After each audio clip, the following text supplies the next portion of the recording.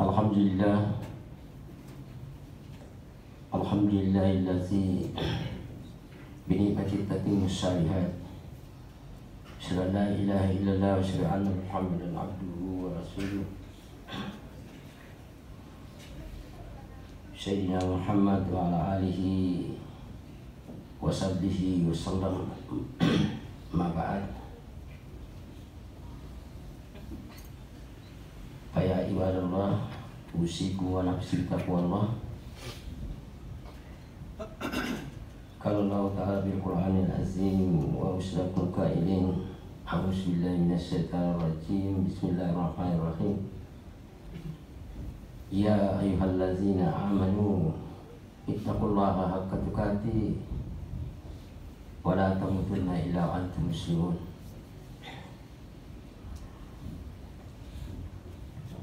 Kala ayat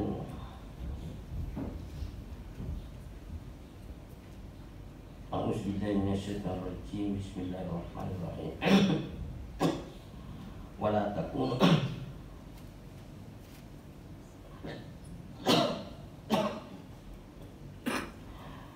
wala taqulu liman yuqtalu fi sabilillah amwatan bal ahya'un walakin la tash'urun.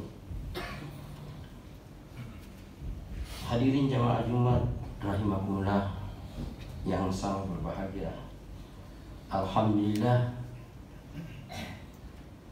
pada Jumat hari ini yang merupakan Jumat ketiga bulan Ramadan dan sekaligus merupakan hari-hari 10 Ramadan terakhir, dan ini hari-hari yang paling dicintai oleh Allah, oleh Nabi Muhammad SAW, dan bersungguh-sungguh untuk beribadah kepada Allah Subhanahu Wa Taala.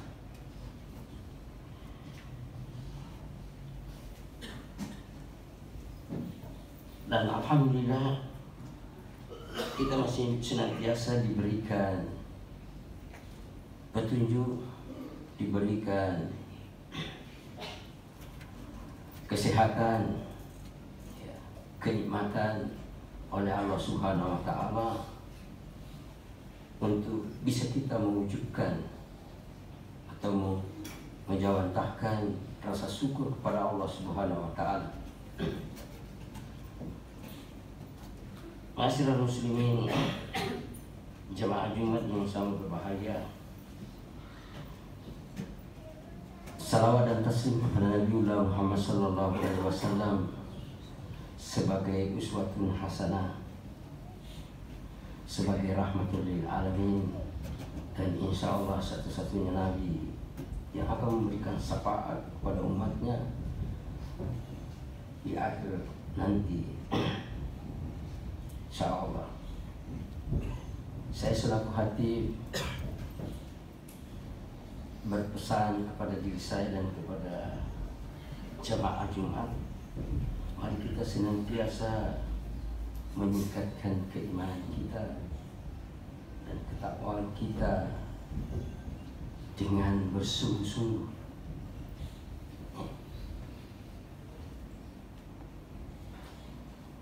Apalagi di 10 Ramadan terakhir ini ada satu malam mulia, yaitu malam Lailatul Qadar, dan ini saya kira semua orang yang beriman dan melaksanakan ibadah puasa sangat mengharapkannya.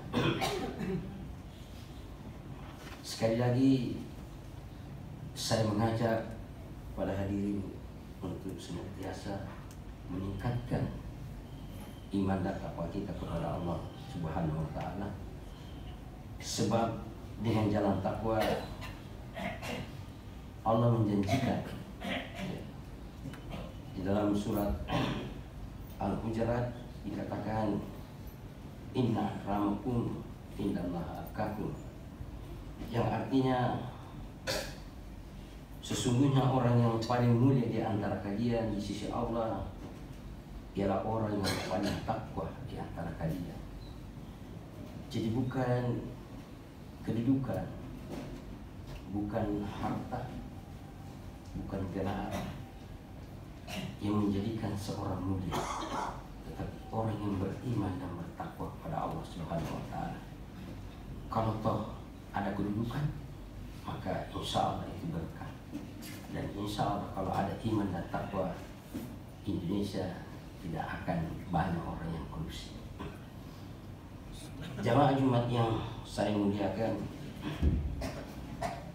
di dalam ungkapan sehari-hari kita sering mendengar kata-kata berobatlah agar engkau sembuh, berolahragalah agar engkau sehat, dan belajarlah supaya kau pandai.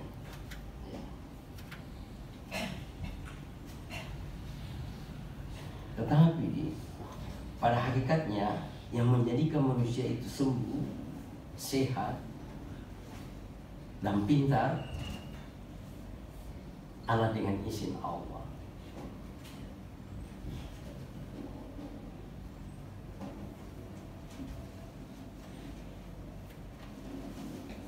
Seorang sufi mengatakan bahwa daun kayu pun di tengah malam jatuh itu dengan izin Allah.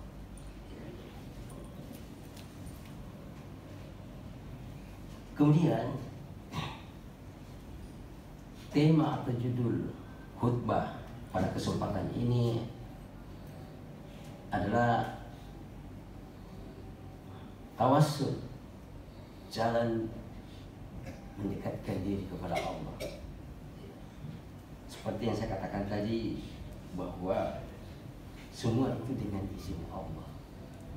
Ya, kita berobat, dokter bukan dokter yang menyembuhkan, tapi dengan perantaraan wasilah, mungkin dengan obat itu kita bisa sembuh. Ya. Kaitannya di dalam Al-Quran, apa itu sebenarnya wasilah? Di dalam surat Al-Ma'idah ayat 35 Allah berfirman, A'udzubillahi minasyaitonirrajim, Bismillahirrahmanirrahim. Ya ayyuhallazina amanu ittaqullah wattabu ilaihil wasilata wajahidu fisabilillahi la'allakum turhamun. Yang artinya, hai orang-orang yang beriman, bertakwalah kepada Allah, ittaqullah, dan carilah perantara untuk sampai kepada Allah, wabtagu ilaihi wal wasilah, dan carilah perantara untuk sampai kepada Allah, wajahidu fisabilillah, berjihadlah kamu di jalan Allah, la'allakum turhamun, mudah-mudahan kamu dapat beruntung. Hadirin jamaah Jumat yang sama berbahagia, Said Muhammad bin Alawi Al-Maliki memberikan komentar tentang ayat surah Al-Ma'idah ayat 35, bahwa yang dimaksud dengan wasilah dalam ayat ini adalah setiap sesuatu yang dijadikan perantara pendekatan kepada Allah. Sekali lagi, setiap yang dijadikan sebagai perantara untuk mendekatkan diri kepada Allah. Ada 10 rumit keterangan ayat di atas yang dapat dimahami dengan mencari wasilah dalam bagian perintah Allah. Jadi bertawassul itu adalah perintah Allah. Upaya seseorang dalam mendekatkan diri kepada Allah dengan menggunakan perantara atau wasilah yang disebutkan tadi ini, inilah yang kemudian disebutkan dengan tawassul. Dalam hal ini ada 3 macam tawassul yang disepakati oleh para ulama. Yang pertama, tawassul dengan nama-nama Allah atau Asmaul Husna. Allah di dalam surah Al-A'raf 180, wallahi al-husna, artinya hanya milik Allah lah asmaul husna, maka bermohonlah kalian dengan menyebut nama al-maul husna. Jadi maksudnya ini adalah kalau kita berdoa kita pakai perantara atau wasilah atau tawassul dengan menyebut asmaul husna, nama-nama Allah. Ya Hayyu, Ya Qayyum, Ya Azizu, Ya Ghaffar, Ya Salam, dan seterusnya.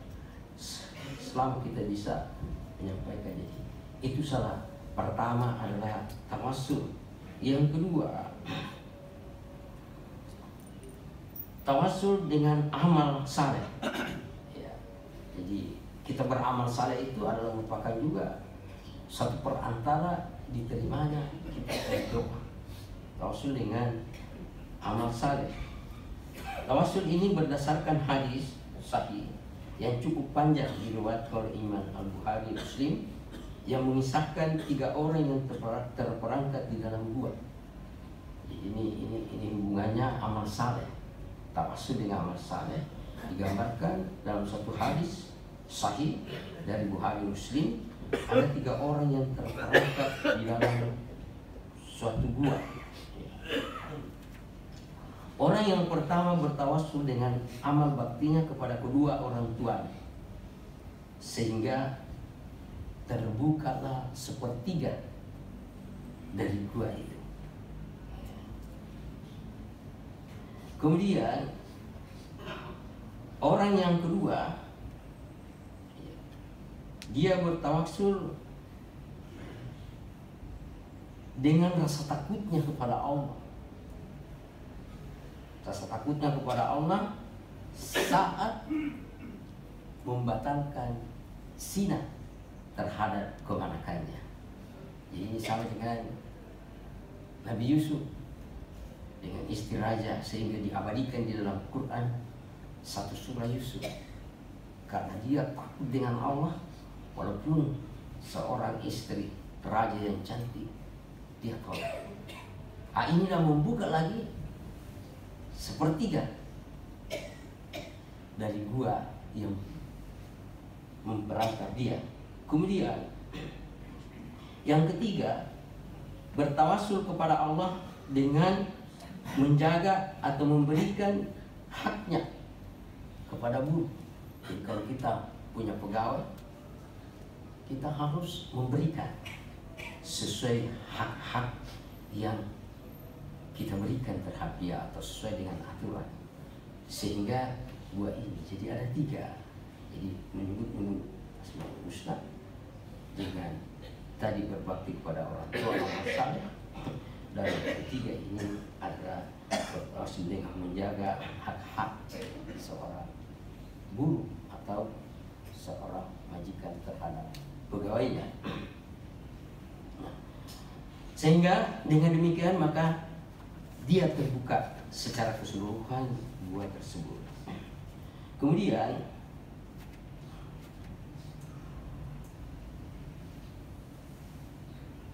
ada juga tawassul ya, dengan hamba Allah. Jadi kita bisa juga bertawassul kepada hamba Allah. Ini satu hadis Rasulullah SAW ya, bahwa Umar bin Khattab pernah bertawassul dengan Abbas yang merupakan paman dari pamannya Nabi Muhammad ya.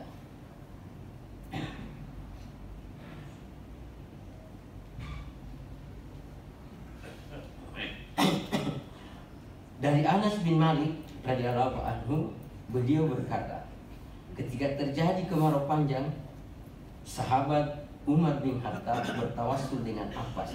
Jadi dia berdoa bersama Abbas bin Abdul Muttalib. Muttalib ini paman Nabi. Jadi dia bertawassul, sama-sama dia berdoa. Ya. Kemudian dia berdoa, ya Allah, kami telah bertawassul kepadamu dengan Nabi, maka engkau turunkan hujan. Dan sekarang kami bertawassul dengan paman Nabi kami, maka turunkanlah hujan. Anas berkata, maka turunlah hujan. Jadi ini yang biasa dilakukan kalau ada orang saleh, orang-orang yang memang mungkin pengamalannya mungkin sufi atau apakah, kita bisa bertawassul, meminta. Kalau yang biasa itu bagaimana kita saling mendoakan, tapi ini tawassul kepada orang-orang yang saleh, bukan orang-orang yang salah. Itu dibolehkan kita bertawassul, meminta dengan perantaraan beliau untuk berdoa kepada Allah. Di antaranya memang banyak hal-hal ya, dengan tawassul ini kita bisa sebutkan. Jadi sebagai kesimpulan dari khutbah yang ringkas ini, bahwa memang kita diperintahkan melalui surah Al-Maidah kita bisa bertawassul.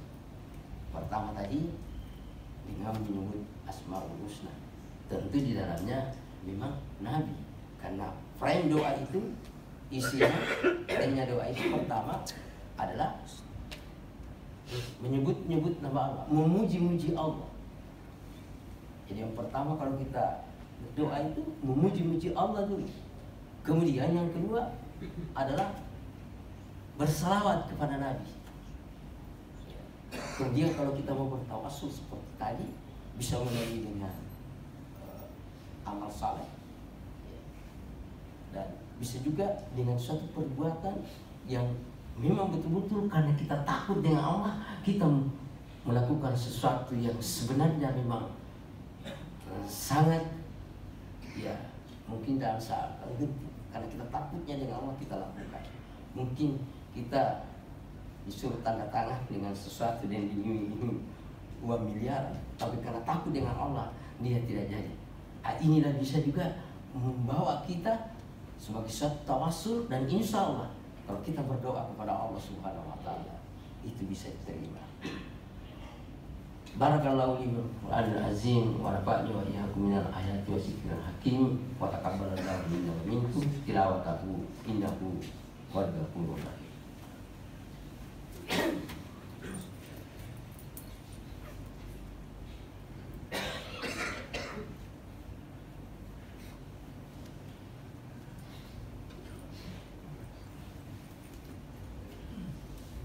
Alhamdulillah, alhamdulillahillazi binikmati tatimmu shalihat. Asyhadu an la ilaha illallah wa asyhadu anna Muhammadan abduhu wa rasuluh. Allahumma shalli ala sayyidina Muhammad wa ala alihi wa sahbihi wa sallam. Amma ba'd. Fa ya ayyuhal muslimin ittaqullah haqqati wa la tamutunna illa wa antum muslimun.